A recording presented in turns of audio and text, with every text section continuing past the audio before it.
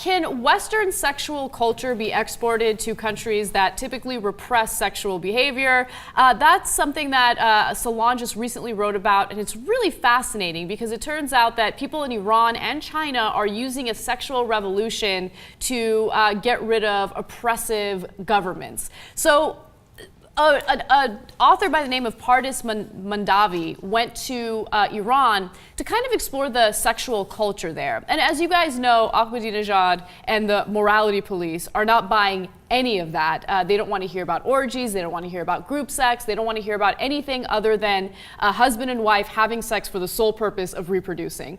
But it turns out that the youth in Iran, about 2/3 of people in Iran are very young, are engaging in this sexual revolution where they will get together, they will take tremendous risks to have these crazy sex parties. And at first when I heard about this, I'm like, there's no way this is happening in Iran. It's way too much of a risk. But this researcher actually experienced them and she wrote about them extensively. No, they're unreal. Yeah. It made me want to go to Iran to have a good time. I was like, and then I was like, what am I thinking? That's crazy, right? Yeah. But like the descriptions of the orgies are unparalleled. They would make Americans blush.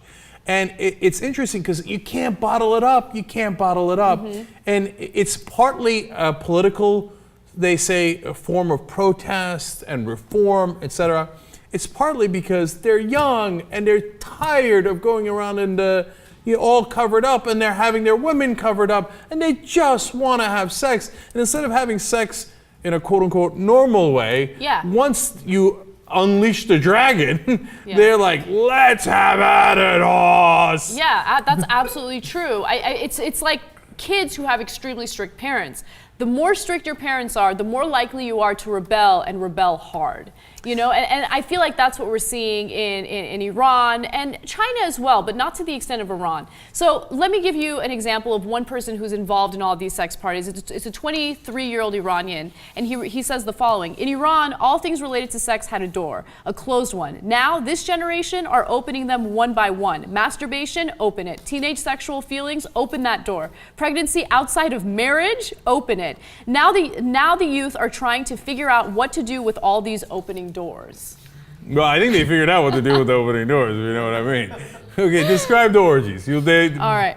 So, she's actually an anthropologist. So the anthropologist goes to one of the sex parties and she described it as such: I continued to watch as bodies moved from one trio to another. A group of 5 men and women huddled together below me. I couldn't tell who was kissing whom, and I couldn't see how much oral or penetrative sex was taking place. But it seemed that most of the people were completely naked, and from the movements I could see, it looked as though half were having some kind of sex.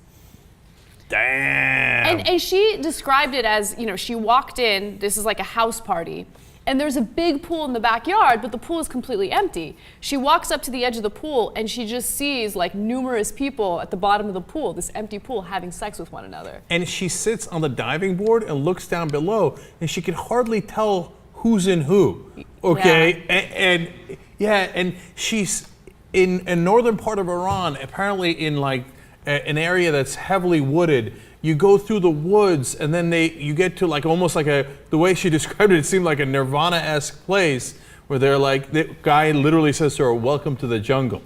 And then wild, insane sex is breaking out. Mm-hmm. Like the different genders with one another, orgies, as she described it, oral, vaginal, anal, every kind of sex you can imagine in groups. So it's amazing. It is amazing. So one Iranian woman said the following, and I think that this is very, symbolic and indicative of why this kind of stuff is happening. We hate our government, despise our families, and our husbands make us sick.